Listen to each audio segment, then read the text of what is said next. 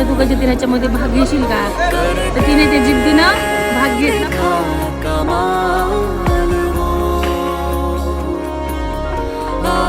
जिंकली आहे श्रावणी.